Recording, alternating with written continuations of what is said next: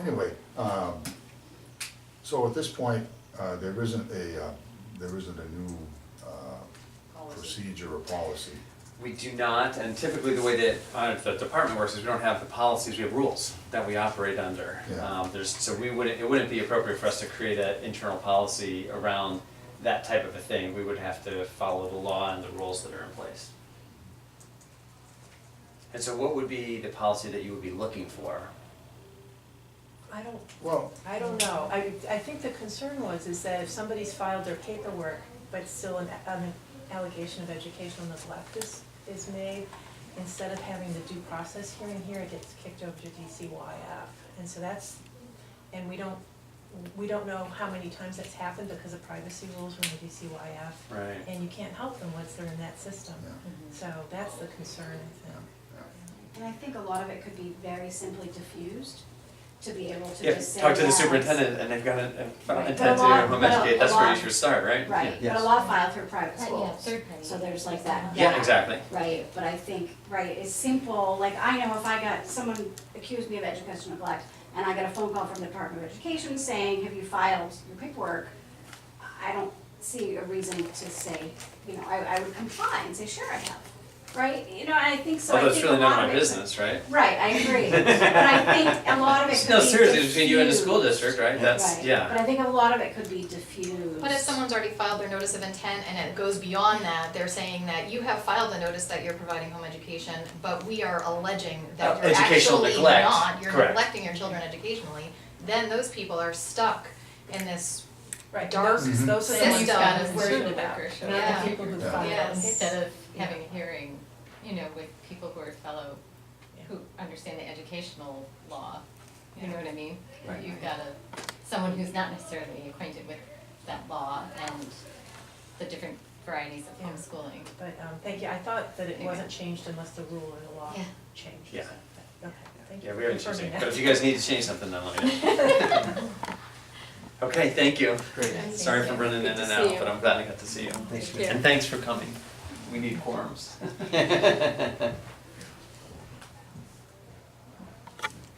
Okay, the next thing on the agenda is the meeting procedures. So, without further ado, I'll just run through the list of them here. The chair presides, the HEAC chair shall preside, and in the chair's absence, the vice chair. Quorum. A quorum is 6 voting members, and a quorum must be present to start a meeting or any time a vote is taken, other than a motion to adjourn. So Ruth, the way you understand it, we don't have to adjourn. We can, I was thinking, are we supposed to adjourn and we can keep talking if we want, or can we not adjourn? My understanding is you can still have a meeting, you cannot vote, that's the Yeah. most important part. Okay, that And was, I don't even know if you have to have a quorum in order to start a meeting. Right. No, obviously, right off the bat, whether you have a quorum. yeah, we could start talking, Yeah, I you can guess. still start talking and, Someone could come in late and then you have a quorum. right. See, what we've been doing over the years is we wait until we have a quorum before we start the meeting. Sometimes we talk, but that's not really the meeting. Right, no, I would still start the meeting, and just, the most important thing, you cannot vote. Okay, so Cannot vote. we can actually start a meeting without a quorum. Yeah, right here, I think right here. Yeah, it says it right The there. other thing that's very important, you cannot send Well, I'm out an talking email about and the- ask for No, opinions. quorum must be present. Yeah, this is something that, Discuss. that kind of threw me for, well, now, I had a particular question. I had a report, Amy had prepared a chairman's report, and when I looked at it, I wasn't sure that I agreed with presenting it that way. And then a couple of other homeschoolers on the council contacted me with the same concerns that I had had. Because at first I thought, well, I'm not the chairman, and I wouldn't write it this way, but I'll let it go. But then when the other two contacted me, I thought, well, I'm not the only one who's thinking this. And if I'm gonna give the report, then I'm gonna make the necessary changes. Now, that's not illegal, is it? We put because the report is not an action. It's not, okay, we're recommending that we do this. I mean, it's not like a committee report that comes out of a Your own legislative report, committee. right. But the thing is that you can send out information, Mhm. but you cannot have a discussion on Right. what to do. Having a meeting without having a meeting. But- Yeah, so even though this was just like the annual report, Mhm. It's still a business of the council. yeah, I would think if you wanted to send your comments to the preparer of the report or the minutes, that would be fine, you're not having a discussion. And you're gonna then, at your next meeting, vote on those minutes. yeah. Right. Well, that's what happened, in fact. Well, but we didn't have a meeting. No. But Right, we- so what my issue with the whole situation was, there was a report, there was feedback going back via Mhm. email, but we never had a meeting to follow up that feedback, and that's where I feel like we kind of violated. We're supposed to have, if any changes were to happen to that report, they should have been done via The meeting meeting with a quorum. with a quorum, okay, not via email, because we're not supposed to have That's not something that discussion I via was email. just, I'm not aware of that. It Well, almost- my understanding of the whole report, going back from when I first came on and Abby was the chair, was that she kind of wrote the report and she said, this is my report, but it wasn't like the whole council was writing the report, she was writing the report. Yeah, So it's she could chair. take people's advice and decide to change it or not, but as the chair, she was presenting the report. So it was, Well, you have the same thing, you have a finance report in certain boards, and you need to have a vote to accept that finance report, but the Right. person will prepare the report. Okay, this is Yes. this is the part that we have to know, we gotta understand it better. There are lots of workshops on I was right gonna to say, know maybe- law. Needs a little professional development for Yeah, Right, there's the council. There's one coming up at the NHMA, coming up. We do it for new school board members, Yeah. we give them a little training Yeah. before they get started, because some Yeah. people really think something very different is their role in the school board. yeah, and we've never had any kind of training here, it's just people come on as George's volunteers. Well, they arranged to have did. somebody Yeah. come. we had, it must have been before you came, because you've only been here, what, 4 or 5 years? Or 3 years, 4 years? I thought you came just No, you're before right, Abby 6. left, yeah, 6. I So, think Cordell Johnson will be happy to come, either we can all go down to Triangle Park, or he can come, here and talk about it. He does it all the time. because I had set up something with the department attorney, and she agreed to come in January, but this fellow is someone who does this for the legislature? No, but he works for the New Hampshire Municipal Association. Okay, I know what they are. And I have heard him so many times talking about 91A, that he sort of, I think of him as the NHMA expert on 91A. They have lots of good documents on their website Yeah. about this too. Right. Yeah, documents are one thing. I wanted to have a person here that can answer some questions. And then, we want to prepare a briefer document, because we don't need 138 pages, for example, because a lot of that stuff doesn't apply to us. But we have to make sure we have what applies to us. So it's not something I can think up on my own. Do you want me to check with him? What's his name again? Cordell, Cordell, Johnston, Cordell Johnston, okay. and he is at NHMA. So I have a question. So on the procedures under minutes and annual report, it says that there's an RSA that says that the minutes have to be available or will be available to the public within 5 business days of the meeting. Those are draft minutes. Right. But then it says approved minutes will be available to the public within 5 business days of said approval. Now, is that like at the beginning of the meeting, you vote on approving the Right. meeting? Yeah, I So think we the actually minutes did that it were- before you got. Right, that's what I mean, Yeah. I was late, so Yeah. I was The part of minutes that the- were approved today will be posted within 5 days. You see, the draft Okay. minutes are already posted. So now we're Right, gonna right. remove the draft minutes and post the approved minutes. Right, and so until that point, so at the meeting, if anybody has anything to say about the draft minutes, that's when that would occur. Right. Yeah. Now, is there a similar procedure for the annual report? Well, I might have to, after what Senator Ward said, I may have to make some changes to the procedure for the annual report. We'll get to that, We'll check with Johnston you know. a little bit further. Yeah, I'd like it to see that we receive it before the main Yeah. meeting, so we can have time to review it. I've got it set up here in, oh, it says May, I thought I had done it for April.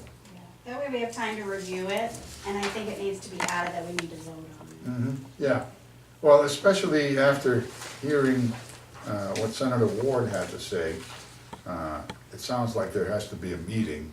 See, we never did it that way, because we didn't know.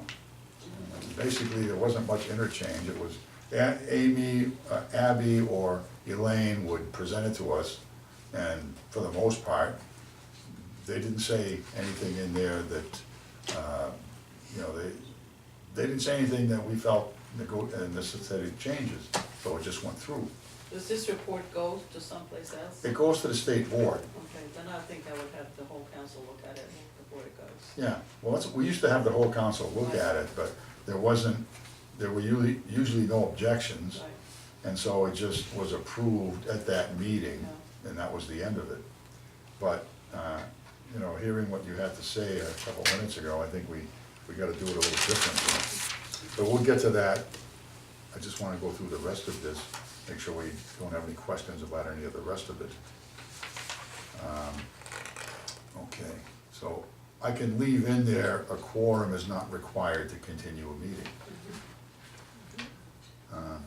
It is each committee member's responsibility to notify the HEAC chair whenever the member is unable to attend a HEAC meeting.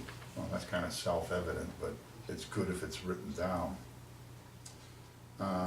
Scheduling, I just put in what we're gonna be doing. The HEAC will meet on the second Thursday of September, November, January, March, and May from 3:30 to 5 p.m. Other meetings will be scheduled as needed. But I think I wanna be careful of doing that, because in October, we just barely had a quorum, and some of the people that would have been real good to have here couldn't come, and it might have been because they weren't expecting to. So I think next time we wanna try to schedule a special meeting like that, I'm going to get in touch with the people who weren't present at the meeting where we're doing the extra scheduling. Yeah, you also have to post it. And, yeah, well, it is, Ahead of time. it's on the Senate Journal and the House Journal. There was some kind of glitch with the House Journal this month, but it was on the Senate Journal. And plus on the website here. We can, as legislators, we can communicate with the clerk's office and ask something to be put in the House calendar. Right, Or the Senate calendar. Right. yeah, the way the House clerk explained it to me was that if the Senate has it on their calendar, there's no question, the House can just put it on theirs. But before one of the houses puts it on their calendar, they have to make sure it's something that, you know, it complies. It's gotta be something that it's okay to put on there. Yeah, right. And But because you can we're, put all the dates, you can put right Yeah. now, you can say for the year. for the year, the whole year. Mhm. Actually, I put up a schedule of my town for 3 years for the meetings on Yeah. the advisory board of the lakes. Well, you know what's weird? When I checked, I had called, at the beginning of Monday, I think it was. I called the Senate clerk, and she read off to me what was on the Senate calendar. Uh-huh. Well, I went to the website, yesterday, and it wasn't on there. It's like, what? So then I called them back, and I guess they update the posts, weekly or something. I never look at it, so I wouldn't know. Yeah, and so today it was on there. Uh-huh. I had called the Senate clerk again, and he said, well, maybe you saw number 43, this is number 44. It's like, Senate okay. calendar, yeah. So there's more to this than just pressing a button. Yeah. Okay, so took care of that. But like I said, I think that before we definitely schedule one of these in-between meetings, I wanna make sure that the people who are not present at the meeting where we're scheduling it, contact them and see if any of them can make it. George, I just wanna interrupt for just a second. I'm Yeah. gonna have to leave at 5 and it's 4:40. 4:40. Okay, I think this is, yeah, all right. I had one question out of the meeting sections. It says including subcommittee meetings. Are there ever subcommittee meetings? Yes, oh yeah.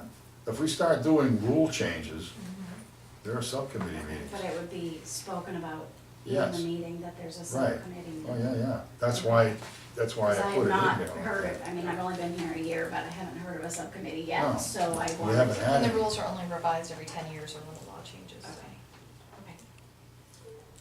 And they have to be posted and they have to be. Yes. posted about Yes. it. That's what I put in here, because I'm familiar with that. Questions of order. The presiding chair shall decide all questions of order, subject to appeal to the committee. The chair's ruling stands unless overruled by a majority of the committee membership. In attendance, I guess I should probably put in attendance, because it doesn't take a majority of 12, it takes a majority of whoever's in attendance. So I'll put that in there.